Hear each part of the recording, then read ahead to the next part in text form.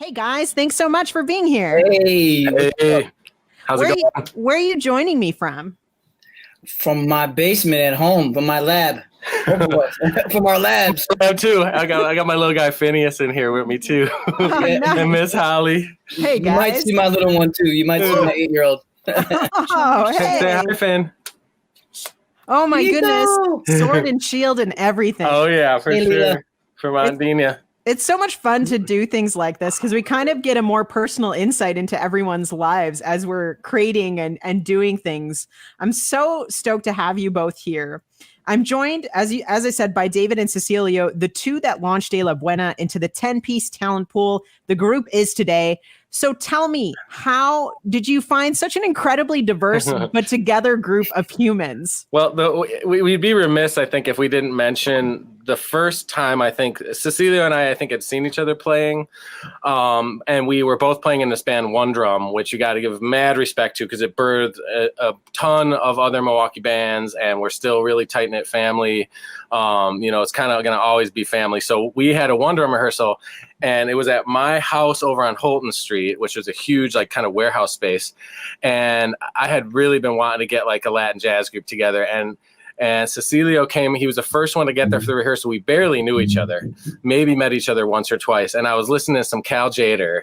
And there's another activity that CeeLo and I both enjoy thoroughly, and that's drinking tea.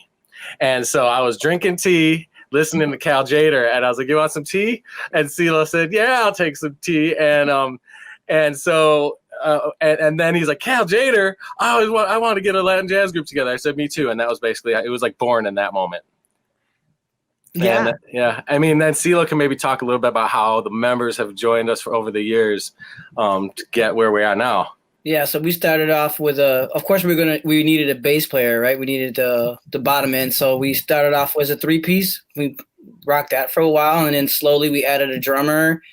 After a while, I think we went through a couple different drummers. We did. We had Andy Noble playing bass originally, and Andy Noble playing bass, and Andy Lopez was the drummer. Right, exactly. And then I think we brought in a gentleman who doesn't live here now, Jesse Sheehan, on tenor saxophone. He lives out in West now. I think he's in Oakland. I think still is he still? Yeah, he's in Oakland. Yep. And so we're all kind of friends and musicians. They're playing around in different bands and things like that. So it's just started to grow, and so then we added another percussionist, Julio Pabon, the other percussionist in the band, who also played with us in One Drum, and is a part of like a really tight lit Puerto Rican community here in Milwaukee, right? So me and Julio, our families have go back to some of the first families that ever came here to Milwaukee from Puerto Rico. So eventually those more musicians in the band just kind of grew, and we've got a big family of about, I would say, 15 to 20 musicians that we pull from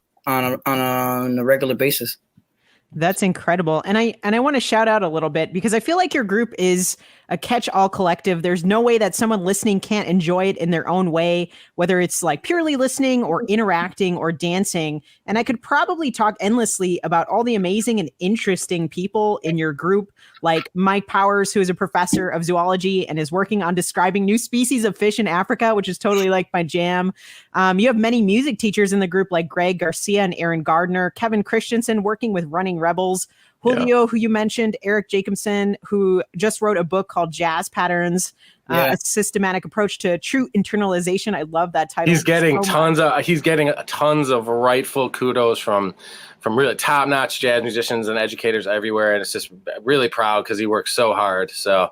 And then you have Joey Sanchez, who's continuing to keep busy with his Salsa in la Pandemic series and a lot of talent working on national and international levels. Yeah. And of course, you both were touring musicians, worked in many different groups. And I know you both toured in Kings Go Forth amongst, like I said, the many projects that you have.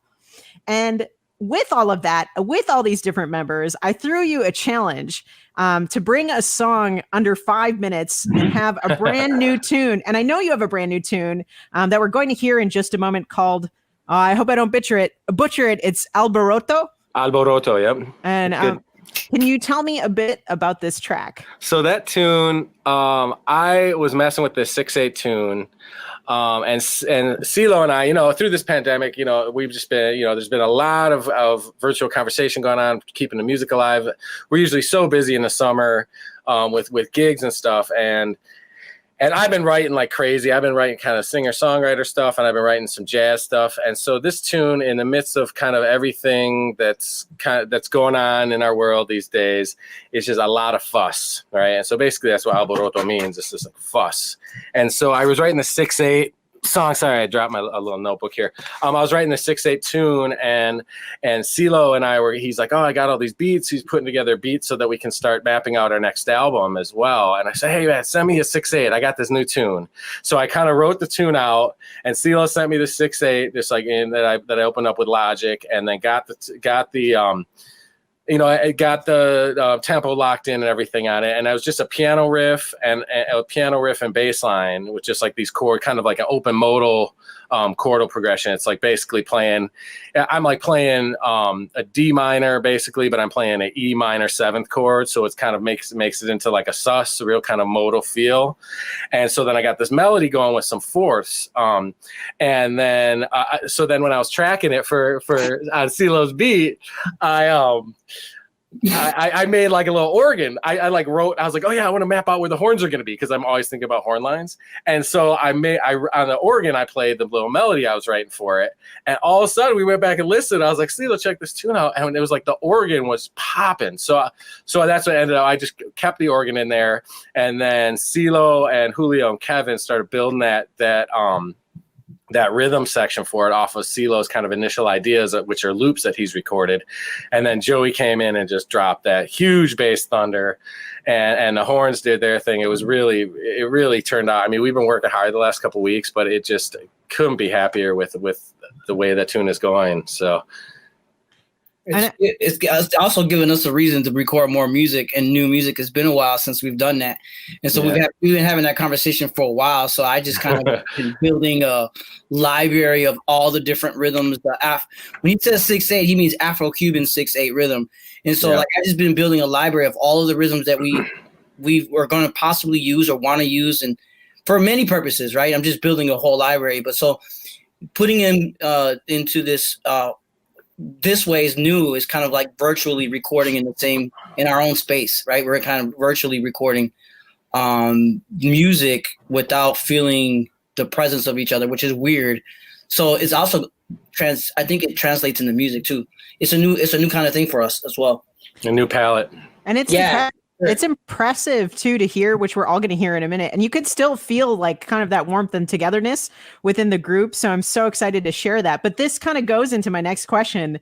The video for this song is so incredibly impressive, getting so many people together to record their parts and be put together so beautifully. So I know it's been unique. You've kind of touched on it a little bit, but tell me a bit about this experience and how you've been able to keep connected and creative through this process. So well, am I muted? Can you still hear me? I can hear you. Okay.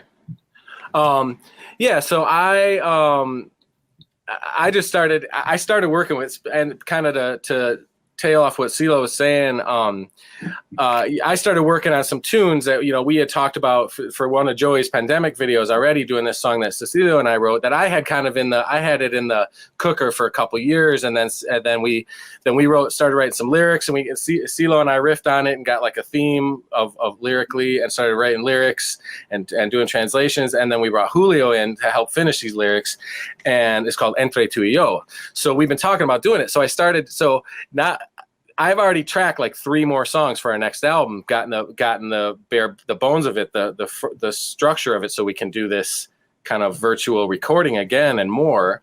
But so I started doing Entre Tu y Yo, and it was too long. I couldn't get it to 5 minutes, which is a great challenge, and I appreciate it. And couldn't get to 5 minutes. And so we started going, and then I just said, you know what, I'm going with songs that are already in our repertoire. I think I'm just going to go ahead and try one of the new ones I wrote this summer. And so, so it took a couple days to zero in on it. And then again, we had already started working on a demo for it, but I hadn't gotten the arrangement. I was just the head in. It's like basically a jazz song. And so I just did the head in with Celos, which the process we were talking about before. And so I was like, okay, I'm going to put and I'd written really basic horn lines for it. No real big, because during the pandemic, it's like we had a couple gigs with like 1 or 2 horns, and this is like 4-piece horn section. So I got the arrangement dialed in. I started tracking it and I started mapping it on Logic. And then I just said, basically, I want to get, the bass. And since a lot of Celo's rhythms were the bass line for it, I said, let's get Celo in there. And then Aaron Gardner, one of the horns, just to track the horn section so that everybody can kind of follow off of the way that they're phrasing for the heads I wrote and the harmonies. So I got it tracked, and then I talked to Joey, who just makes these incredible videos, like you mentioned before, Aisha. I got Joey. I said, "Hey, are you up for one of these? Just like 9-piece band, 4 horns, but it's that new tune. We had played it like at one of our couple gigs this summer, Aldoroto, and he was like, yeah, let's do it, And so then I started sending it out to people. I said, hey, guys, we got this great opportunity. Do you think you could get me stuff back by the end of the week? When normally it's like 2-week process. And everybody was great. I mean, everybody in the band was really, really receptive. And I just, honestly, it's just such an amazing group of people. And it is like family. And we feel like that about our community when we go out and play in the summer, And so it's like, I just, I guess above all else is just, I just wanted to have this. I appreciate the opportunity to showcase what amazing things that these humans are doing in the community. And so, but yeah, everybody got their tracks in. We had one casualty, which was Mike Powers. I think that I mentioned this to you. Mike Powers, baritone saxophone solo video. He tried to send it through USPS, the U.S. Postal Service. We all know what's going on with that. So it didn't quite make it through. So just get your votes in early, go drop them in the ballots. Don't send them by mail at this point, please. Yes. But yeah, so that's what happened to Mike's Barry solo. But again, Joey's wizardry came through, it's like, yeah, and we came together. It's kind of like Voltron, because I think Voltron's 9 people. So, kind of like De La Voltron. I think I want to add one thing. A lot of conversations on what we don't want.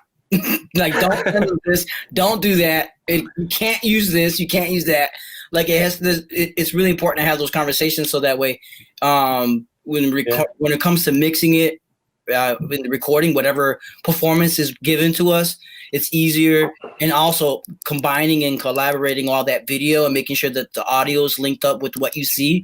That's not easy at all. And so there's a lot of conversations on like parameters and like, okay, we can't have this, we can't have that. So that way it's easier for when people come to editing and when it comes to mixing and for the final product. And knowing how to get high quality, making sure that it's communicated, getting, the high quality audio and video from everybody so that we can make sure that nothing sounds super janky in the mix and all that. But it's really needed because everybody's using different kind of equipment too. Not everybody's using the same computer. Not everybody's in the same space using the same microphones.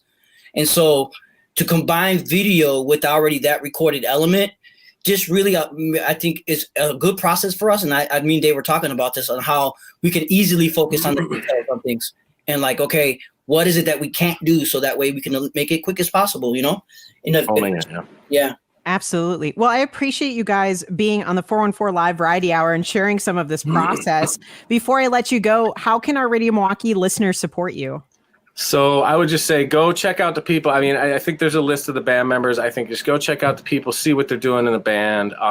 Cecilio's been making these beats of the week he's been putting up, which are just, this man is an incredible musician, really. He's a real staple of our city here and just great teacher. And just, if you got kids, start them with these people. They're the best, really. Some of these cats really are the, and Q and Be Free, total respect to you two. I love the Milwaukee music community. So that being said, you can send money to my personal accounts. Go to De La Buena's Facebook page. You can find the information you need. Just keep supporting the arts in Milwaukee. Keep supporting. It's a real hard time for musicians. Trying to make a living is already hard enough as a musician. So just, everybody out there who's listening, just remember that. Show love, because where would we be without music,